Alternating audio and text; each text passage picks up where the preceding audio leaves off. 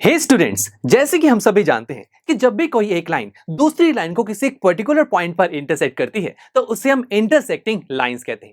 और दोस्तों, एक पॉइंट जिस पर ये दो लाइंस इंटरसेक्ट कर रही हैं उस पॉइंट के अराउंड बहुत सारे एंगल्स की फॉर्मेशन होती है और इन सभी एंगल्स में से कुछ ऐसे सेट ऑफ टू एंगल्स या फिर कहीं कुछ ऐसे पेयर ऑफ एंगल्स हैं जिसके बारे में हम बहुत अच्छे से जानते हैं।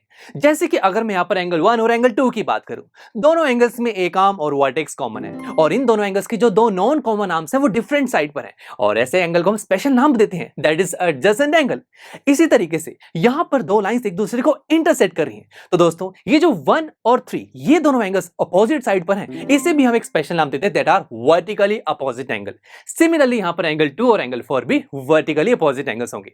तो दोस्तों, यहां तक तो बात हो गई कि जब एक लाइन एक दूसरी लाइन को इंटरसेक्ट करती है, बट क्या होगा जब एक लाइन एक नहीं दो लाइंस को इंटरसेक्ट करे? तो दोस्तों, ऐसी लाइन को हम एक स्पेशल नाम देते हैं, दैट इज ट्रांसवर्सल। एक ऐसी लाइन जो दो या दो से ज्यादा लाइंस को इंटरसेक्ट करती है। अब दोस्तों, यहां पर एक नहीं दो इंटरसेक्टिंग पॉइंट्स मेरे पास आ चुके हैं, that is point P and point Q। और इन दोनों पॉइंट्स के आसपास कितने सारे एंगल्स की फॉर्मेशन हो रही है। तो बस आज के हमारे इस लेक्चर में हम इन दोनों पॉइंट्स के आसपास बनने वाले एंगल्स में से कुछ सेट ऑफ टू एंगल्स या फिर कहीं कुछ पेयर ऑफ एंगल्स को स्पेशल नाम देंगे। तो आइए शुरू करते हैं। दोस्तों, यहां पर P पॉइंट में ऊपर की तरफ लेफ्ट हैंड साइड में कौन सा एंगल है? That is angle 1। इसी तरीके से Q पॉइंट में ऊपर की तरफ लेफ्ट हैंड साइड में कौन सा एंगल है? That is angle 5। तो दोस्तों, ऐसे एंगल्स को हम एक स्पेशल नाम देते हैं, that is corresponding angles. Similarly P point में ऊपर की तरफ राइट हैंड साइड में एंगल 2 है। इसी तरीके से Q पॉइंट में ऊपर की तरफ राइट हैंड साइड में एंगल 6 है। तो ये भी कॉरस्पॉन्डिंग एंगल्स होंगे। और इसी तरीके से दोस्तों, P पॉइंट में नीचे की तरफ लेफ्ट हैंड साइड में कौन सा एंगल है? That is angle 4। एंड दोस्तों, Q पॉइंट में नीचे की तरफ लेफ्ट हैंड साइड में कौन सा एंगल हुआ? That is angle 8। ये भी कॉरस्पॉन्डिंग एंगल्स होंगे। और दोस्तों, यहीं से सिमिलरली हम कह सकते हैं कि 3 और 7 भी कॉरस्पॉन्डिंग एंगल्स होंगे। तो दोस्तों, कॉरस्पॉन्डिंग एंगल की बात तो हो गई, बट अगर हम हमारे फिगर में ध्यान से ऑब्जर्व करें तो यहां पर दो तरीके से एंगल की फॉर्मेशन हो रही है। कुछ एंगल तो बाहर की तरफ बन रहे हैं, जैसे कि एंगल 1, 2, 8, 7। तो ऐसे एंगल्स को हम एक्सटीरियर एंगल बोलते हैं। और कुछ एंगल्स अंदर की तरफ बन रहे हैं, दैट इज 4, 3, 5, 6। ऐसे एंगल्स को हम इंटीरियर एंगल्स बोलते हैं। अब अगर मैं इंटीरियर एंगल्स पर ही फोकस करूं तो P पॉइंट में दोस्तों लेफ्ट हैंड साइड में कौन सा एंगल बन रहा है? That is angle 4। और Q पॉइंट की राइट हैंड साइड में कौन सा एंगल है? That is angle 6। तो दोस्तों, एंगल 4 और एंगल 6 दोनों इंटीरियर एंगल्स हैं, ये हम जानते हैं, बट ये दोनों डिफरेंट साइड्स पर हैं। एक लेफ्ट हैंड साइड पर है और एक राइट हैंड साइड पर है, यानी कि मैं कह सकता हूं ये दोनों ऑल्टरनेट पोजीशन पर हैं। तो दोस्तों, ऐसे एंगल्स को हम नाम देते हैं ऑल्टरनेट इंटीरियर एंगल्स।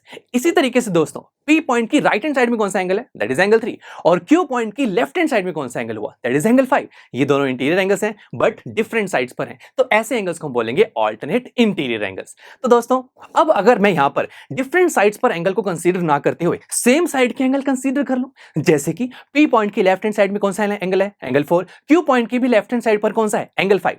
4 एंड 5 दोनों इंटीरियर एंगल्स हैं, but they are on the same side. तो ऐसे एंगल को हम क्या नाम देंगे? आप खुद बता सकते हैं, interior angle on the same side of transversal. कितना सिंपल है। इसी तरीके से P पॉइंट की राइट हैंड साइड में कौन सा एंगल हुआ? एंगल 3। एंड Q पॉइंट की राइट हैंड साइड में एंगल 6। 3 और 6 दोनों इंटीरियर एंगल्स हैं, सेम साइड पर हैं, तो इसे भी हम interior angle on the same side of transversal बोलेंगे। तो दोस्तों, इंटीरियर एंगल्स की बात तो बहुत होगी, अब चलिए कुछ एक्सटीरियर एंगल की भी बात कर लेते हैं। तो यहां पर 1, 2, 8, 7 एक्सटीरियर एंगल्स हैं। अब दोस्तों, अगर मैं आपसे पूछूं कि इन एक्सटीरियर एंगल में से ऑल्टरनेट एंगल का पेयर कौन सा होगा, तो कैसे देखेंगे? याद कीजिए, जैसे हमने इंटीरियर एंगल्स में ऑल्टरनेट एंगल का पेयर देखा था, वैसे ही हम एक्सटीरियर एंगल में देखेंगे। देखिए, P पॉइंट की लेफ्ट हैंड साइड में कौन सा एंगल है? 1। और Q पॉइंट की राइट हैंड साइड में कौन सा एंगल है? एंगल 7। तो दोस्तों, 1 और 7 दोनों एक्सटीरियर एंगल्स हैं, but they are on the different side, या फिर they are on the alternate sides. तो दैट्स इट, हम 1 और 7 को क्या बोलेंगे? Alternate exterior angles. इसी तरीके से एंगल 2 और एंगल 8 भी क्या होंगे? Alternate exterior angle. तो देखा दोस्तों, हमने आज ये देखा, जब एक लाइन दो या दो से ज्यादा लाइंस को इंटरसेक्ट करती है तो हम उस लाइन को ट्रांसवर्सल बोलते हैं। और ऐसे केस में जब दो पॉइंट्स पर डिफरेंट डिफरेंट एंगल्स बन रहे होते हैं तो उन एंगल्स के बीच में कुछ ऐसे सेट ऑफ टू या फिर ऐसे पेयर ऑफ एंगल्स होते हैं जिसे हम स्पेशल नाम से बुलाते हैं। अब दोस्तों, इंटरेस्टिंग बात तो यह है कि जब भी कोई एक ट्रांसवर्सल दो ऐसी लाइंस को इंटरसेक्ट कर जाए जो पैरेलल हो, तो दोस्तों ऐसे केस में ये जो सभी एंगल्स बन रहे हैं इनमें कुछ ब्यूटीफुल रिलेशन एग्जिस्ट करने शुरू हो जाते हैं। बट वो रिलेशंस क्या हैं, इसे हम आने वाले लेक्चर्स में बहुत अच्छे से डिस्कस करेंगे। So see you there. I am sure students, आपको ये लेक्चर काफी पसंद आया होगा और ऐसे ही मजेदार तरीके से अपने हर एक कॉन्सेप्ट क्लियर करने के लिए डाउनलोड कीजिए PUStack ऐप को, जहां पर आपके पास और भी बहुत सारे ऑप्शंस होंगे, जैसे कि back exercise solutions, tip videos, sample papers and much more. So what are you waiting for? Download the app now.